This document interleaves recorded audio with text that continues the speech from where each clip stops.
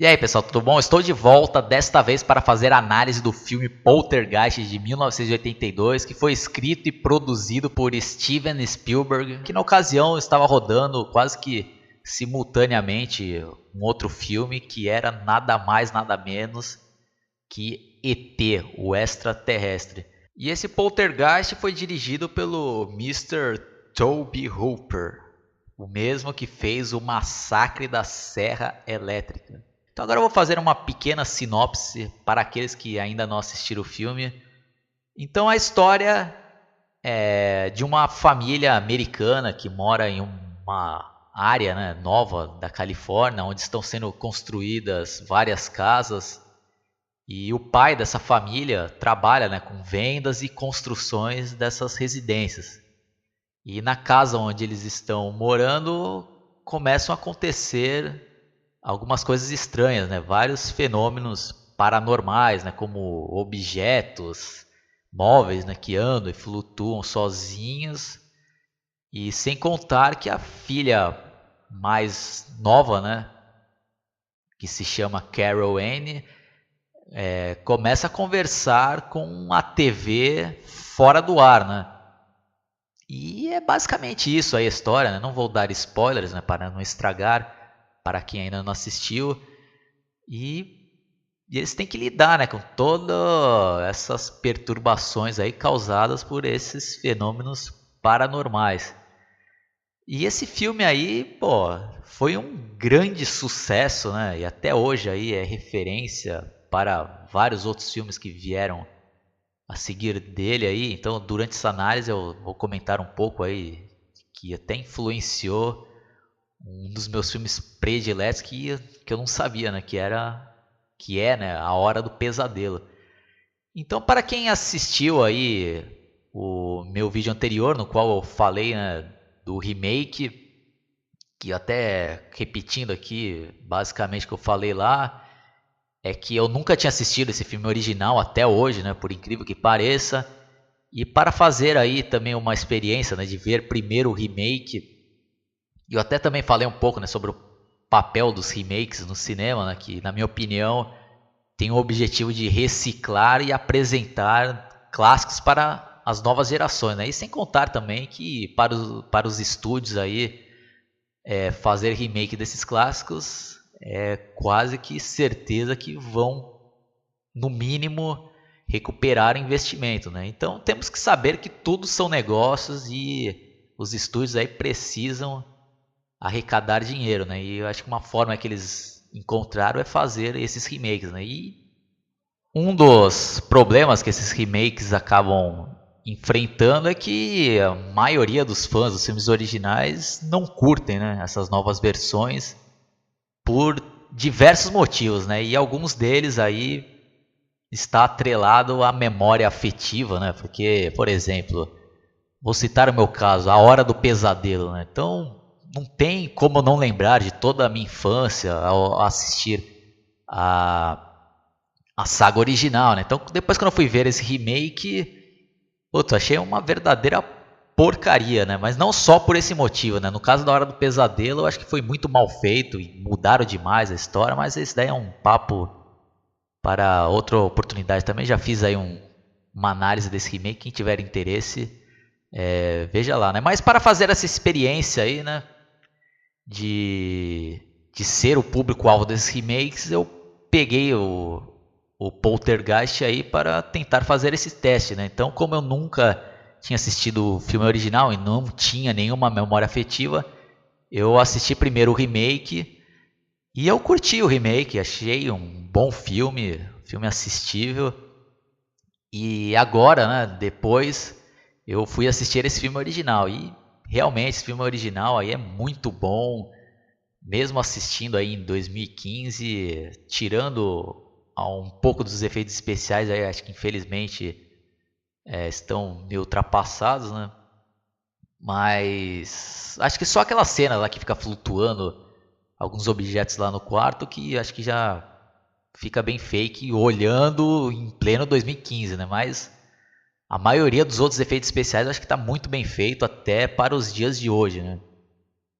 E a história, né? Fenomenal aí, acho que foi muito bem bolada e com certeza aterrorizou muita das crianças daquela época, né? E a outra coisa também que eu gosto de dizer é que esses filmes de terror, principalmente aí nesse estilo aí do Poltergeist, acho que funciona bem mais quando a gente é criança, né? Porque depois mesmo quando eu, apesar de ter achado um filme legal, que hoje eu já tenho na faixa dos 30 anos, não me dá medo, né? Eu acho só um filme interessante, tá? Então às vezes até perde um pouco a magia, né? De assistir esses filmes aí quando você já é adulto, né? E principalmente quando você não tem a memória afetiva. Já falei 10 vezes daí, né? Então vamos agora realmente para a parte da análise, né? Bom, então já deixo o aviso aí que agora vai ter vários spoilers, porque eu vou começar a comentar sobre cenas importantes e principalmente o final do filme.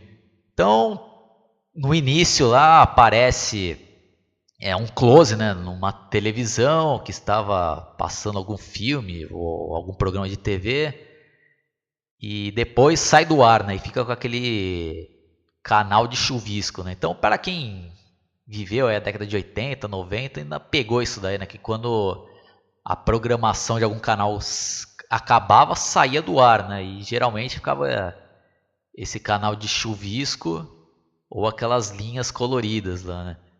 E ao ver aí essa cena desse filme, já me voltou à memória, né? Parte da minha infância, que eu lembro que eu até ficava com medo na ocasião, quando ficava esses canais de chuvisco de noite e, e quando a luz ficava apagada da minha sala e também ficava todo aquele efeito, né? Que parecia que piscando, como é mostrado no filme. E começa, né, a mostrar lá o cachorro andando pela casa, né? Indo lá no quarto da filha mais velha, né? Pegando um saco lá de batata, depois indo no quarto da menininha, e a menininha acorda e desce as escadas e tá parecendo aquele cenário assim mesmo de tensão, né? De terror, e ela vai lá em frente à TV e fica lá, né?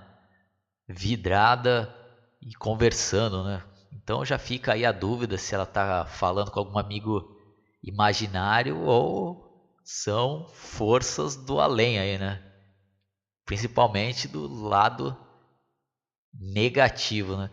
Então eu não vou ficar fazendo aquelas análises extensas, né? Como eu faço aí de alguns dos meus filmes prediletos. Então eu só vou comentar aqui algumas partes legais que eu achei do filme e acho que é bem mostrado aí a relação da família lá, né? E que típico também dos filmes dessa época aí dos anos 80, 90, né? Do pessoal maconheiro e, e até os pais aí dessa família estão fumando maconha, né? Uma determinada noite lá no quarto. Quando vem o filho lá, né, do meio e pedir lá, né, para o pai lá, acho que para ficar no quarto, que ele está morrendo de medo, que ele tem medo de uma árvore que tem do lado do quarto dele. Aí o pai dele vai lá, leva o menino de volta para o quarto e tenta acalmá-lo. E tá tendo uma tempestade, né, de trovões, raios, né? Então, pô, tá aí vários ingredientes para botar medo nas crianças, né? Que quem nunca teve medo, né, dos dias aí que tinha essas tempestades, né, esses trovões, esses raios, e também outro ingrediente aí que aterrorizou muitas crianças aí é aquele palhaço, né, que é mostrado no filme, um brinquedo de um palhaço e quem também acho que nunca teve medo de algum brinquedo, né? Eu lembro que quando eu era criança eu tinha o Fofão e em determinado momento lá começaram a falar várias histórias, né, que o Fofão lá era um brinquedo demoníaco, né? Então, putz, eu comecei a ficar com medo, né? Não queria mais ele no meu quarto. E é o que acontece com o personagem desse filme lá, né? Que ele fica com medo do palhaço, que é quase do tamanho da criança lá, e ele joga o casaco em cima do palhaço. E também tem toda aquela decoração, né, de Star Wars, né, que era febre naquele momento. E, E mais adiante no filme lá, quando os casos lá paranormais começam a ficar mais intensos, né? O próprio boneco lá parece que é possuído lá e por algum um espírito e o palhaço vai lá, enforca o moleque lá, faz até uma cena meio aterrorizante. E, pô, tem cenas bem legais aí, né? Da árvore também, que parece que cria vida e puxa o moleque lá pra fora. E resumindo aí, né? Depois, ao decorrer do filme, o pai lá dessa família acaba descobrindo que aonde foi feito lá a casa onde ele mora e várias outras era em cima de um cemitério, né? Então é por isso aí que tem almas lá que o filme também explora isso, né? Isso daí do outro mundo, né? Do além, que tem depois até a paranormal lá, explica lá que algumas pessoas morrem, mas não sabem que morreram, né? E não vão em direção à luz lá, né? Para ir para o local onde teoricamente devemos ir. Então, algumas almas aí ficam rondando lugares aí onde elas viviam enquanto ainda estavam vivas, né? Então é o caso aí, eu acho que de várias almas que estavam atormentando lá esta casa, né? E sem contar também, né, o fato principal, né? Já não posso deixar de citar que é o desaparecimento da Carol Anne lá, que é a menininha lá que acaba entrando lá, acho que numa outra dimensão, né? Pelo pelo armário e tem aquela comunicação, né, com a família através da TV lá naquele canal fora do ar, né? Então isso daí realmente é uma ideia aterrorizante, né? E é isso daí, né? E aí quando a gente vai conhecendo, né, esses clássicos aí, a gente vai vendo que como eles vão influenciando vários outros filmes ao decorrer da história, né? Então, porra, um filme que eu sou fãzão aí, acho que posso até dizer que é um dos meus prediletos, se não for o meu predileto, que é A Hora do Pesadelo, né? A parte um. E tem uma cena aí desse Poltergeist que influenciou totalmente, né? Para não dizer que A Hora do Pesadelo não chupou totalmente aquela cena daquela personagem Tina, né? Que é arrastada, né, pelo Fred lá, invisível, né, pelos sonhos lá, e vai subindo pelas paredes. E tem uma cena quase que idêntica nesse do Poltergeist lá, né, no qual a mãe lá das crianças é levantada lá, né, por espíritos lá e sobe pela parede. E na hora do pesadelo eles deram uma intensificada, né, começaram a deixar ainda mais pesada, né? Que na versão lá da Hora do Pesadelo, a Tina lá acaba sendo toda retalhada, né? Cai todo um sangue, então. E fica aí, né? Umas referências, né? E também a personagem Nancy, né? Da Hora do Pesadelo, que tem aquela mecha branca no cabelo, depois que volta lá de um dos pesadelos. E nesse Poltergeist também a mãe lá, em determinado momento, também tem essas mechas brancas lá, né? E pra mim aí, eu acho que o clímax do filme é aquela parte final, né? Que parece que tinha acabado tudo bem, né? Quando eles conseguem trazer de volta a menininha, né? E depois tem toda aquela reviravolta lá. E acontece até essa cena que eu acabei de citar lá, né? Da mãe lá sendo levada pelas paredes lá por forças de outro mundo. E depois eles tentando fugir lá da casa, né? E puta, começa a destruir tudo lá. Acho que, pô, é marcante de tirar o fôlego essa parte final do filme, né? Até quando eles estão tentando sair com o carro lá e, putz, meu, dá aquele desespero lá que não consegue nem botar a chave lá direito lá pra dar partida no carro. E é isso daí, né? Acho que, pô, tem muitas cenas legais aí, como eu já disse, influenciaram. uma série de outros filmes, né? Então não é à toa que entrou para a história, né, do cinema e dos filmes de terror, né, e histórias sobrenaturais.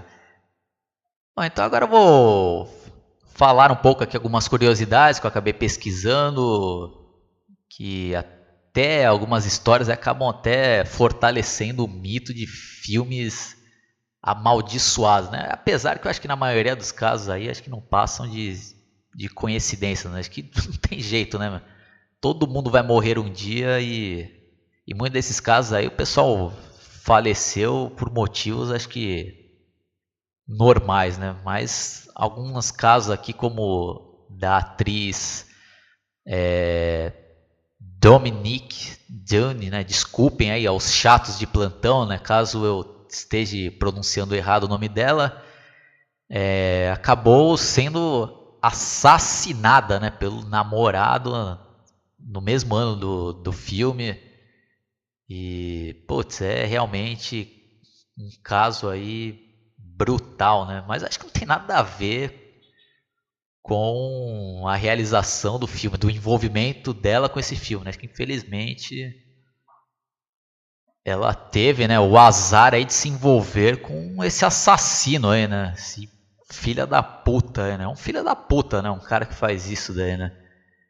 E outra tragédia, né, que acabou ocorrendo aí com outra atriz, né, desse filme, que é a Heather, que interpretou a menininha lá, que ela acabou falecendo com apenas 12 anos, né? E a princípio ela foi diagnosticada com a doença do Crohn, né? Para quem não sabe, essa doença do Crohn é tipo uma infecção lá no intestino, né? Então a pessoa tem que fazer um tratamento e não pode comer diversos alimentos. Mas é uma doença crônica, né? Não tem cura, né? Mas tem como ir levando caso a pessoa for seguindo as instruções lá dos médicos, né? Não pode comer diversos tipos de alimentos, né? E ela foi fazendo, né, o tratamento lá tal, e até que ela acabou piorando de vez lá e foi levada para o hospital e acabou falecendo lá, né? E tempos depois aí a família entrou com processo, né, contra os médicos lá, alegando que eles erraram no diagnóstico, né? Que ela não tinha, né, essa doença do Crohn, que na verdade ela tinha uma espécie de um bloqueio no intestino, né, que era presente desde o nascimento dela, né?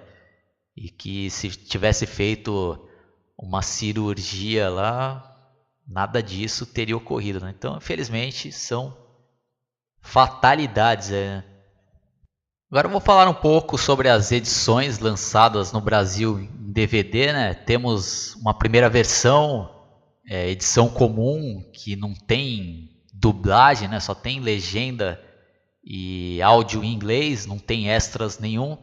E depois foi lançada uma outra edição comemorativa de 25 anos, né, que é até difícil de achar, está fora de catálogo. E nela tem a dublagem, né, clássica, né, que passava na TV, que pelo que eu vi aí, pô, é muito bem feita mesmo. E que dá um diferencial, né, assistir esses filmes aí com a dublagem da época mesmo, né? Principalmente para quem conheceu o filme com essas dublagens. Eu sou fã, né, das dublagens aí, principalmente dessa época, década de 80, 90. E tem também, né, documentários nessa edição de 25 anos, né, que eu ainda não assisti, né? Eu tenho essa versão aí, mas não deu tempo de assistir. Em Blu-ray, pelo que eu pesquisei, acho que até hoje não foi lançado aqui no Brasil, né, uma versão nacional, mas nas versões importadas tem legenda em português e essa dublagem clássica, né? Então deixa eu ver se eu esqueci de falar mais alguma coisa, né, nessa minha análise. Não posso deixar de citar, né, que teve também duas sequências, né? Poltergeist 2 e o 3, que eu ainda não assisti, mas pretendo assisti-la. E é isso daí, pessoal. Quem curtiu, dá um like, se inscreva no meu canal, entre na página Analisando Filmes no Facebook para trocar ideia com outros fãs aí do meu canal e trocar ideia, né, sobre filmes clássicos, antigos, lançamentos e outras coisas relacionadas a cinema. Abraço e até a próxima.